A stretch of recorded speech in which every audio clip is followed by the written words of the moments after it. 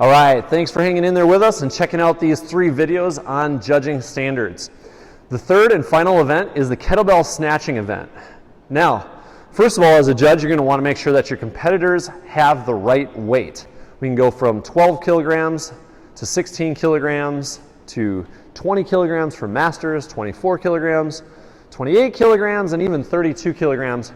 So make sure the competitor is using the right weight and doesn't do all 5 minutes of snatching with the wrong weight and realize that they did it with the wrong weight. In the competition division or the pre-competition division, make sure that you've weighed the competitor so that you know which weight they should be using. Speaking of the competition divisions, make sure you do those last. I would do the novice divisions first and then the classic divisions second, because a lot of the people in the competitive divisions will start to do speed switches. And speed switches can be very dangerous and unsafe if they're not practiced. So we don't want the novice competitors to see the competition division and say, ooh, that's faster, I should try that during my snatch technique. No, that's not the time to try it. So go ahead and start with the novices.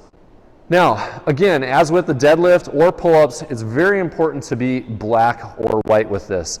The competitor either meets the standard or doesn't meet the standard. Remember, if it's gray, it doesn't count, okay?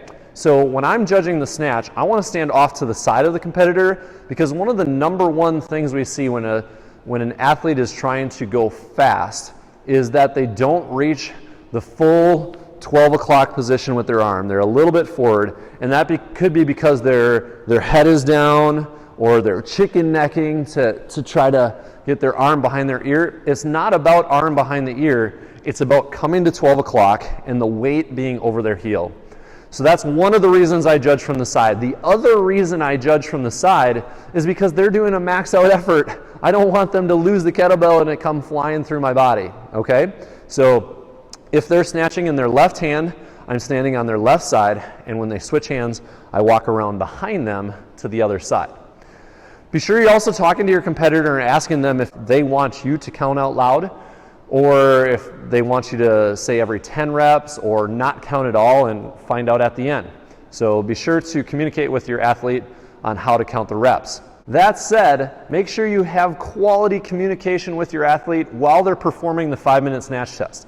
Don't just set up a video camera and expect StrongFirst to judge it, because while I'm willing to do that, and my brother Ryan and other StrongFirst leadership are willing to do that, we don't want the athletes snatching for 4.5 minutes doing improper repetitions when somebody could have told them that they did a non-counted rep and communicated that to them while they're performing, and they could fix it on the fly, okay?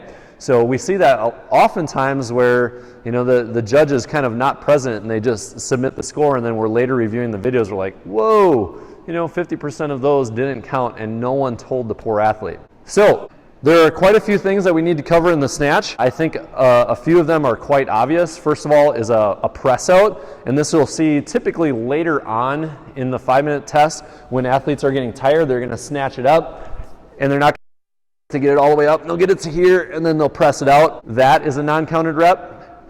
They'll also, when they get tired, bring it down to their shoulder and set it down. That is a non-counted rep. When they're tired, they will also put their hand on their thigh and set it down. That is a non-counted rep. And you'll also see the hand on the thigh in a couple other places. You'll see it at the very beginning. On your marks, get set, go. The very first rep doesn't count because their hand was on their thigh right from the start. So make sure that you read the rules to the competitors before you even start, and that goes for any event, the deadlift, the pull-up, and the snatch.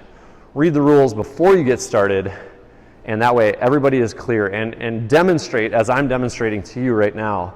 That way everybody is clear on what counts and what doesn't count before they get going.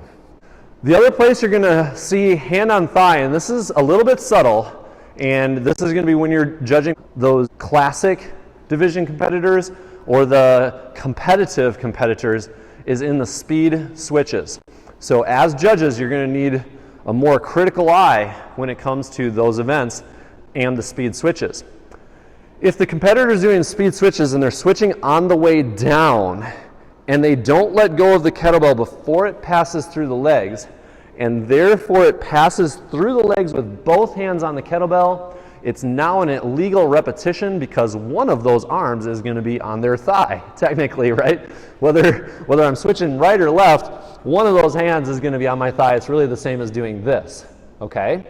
So if I'm doing a speed switch on the way down, I have to let that thing go, and my arm has to pass by my leg before it comes through my legs, or it's a discounted rep. Let me demonstrate that.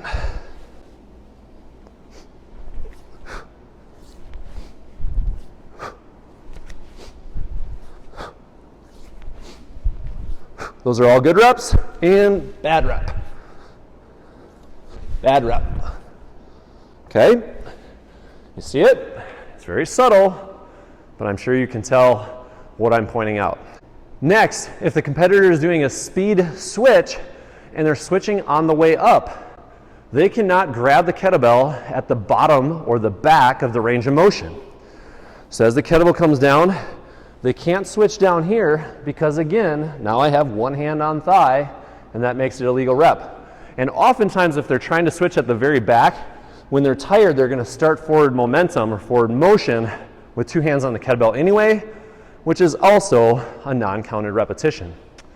So the only way that we can currently do speed switches on the way up, still within the guidelines of the rules, is when the hips finish and the kettlebell is floating, we can pull one hand out and slip the other hand in.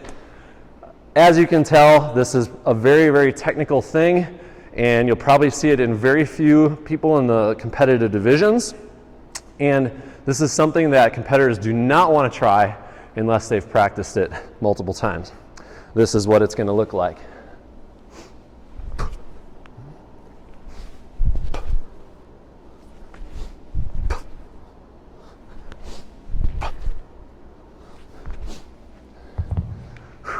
Got to be done quick, okay? Now, like I said, when I'm judging from the side, this is the most common thing we're going to see. People finishing here or here, not bringing it back to 12.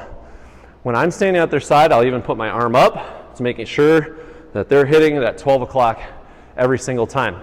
I'm also making sure that their elbow is locked, and when I do that, similar to the pull-ups, I watch the outside of the elbow. Again, with structure and size of bicep. If you're watching the inside, oftentimes the kettlebell snatch will look like their arm is bent or their elbow's not locked out. Make sure you watch the outside of the elbow to see that it locks out and you see a little bit of tricep tension at the top of the snatch. Again, as a judge, you have the right to stop a competitor if they're doing something that's not safe. So if a competitor is turning, twisting, looking awful, don't let them keep snatching. Go ahead and stop that and tell them, your repetitions were over when they ended and they were good.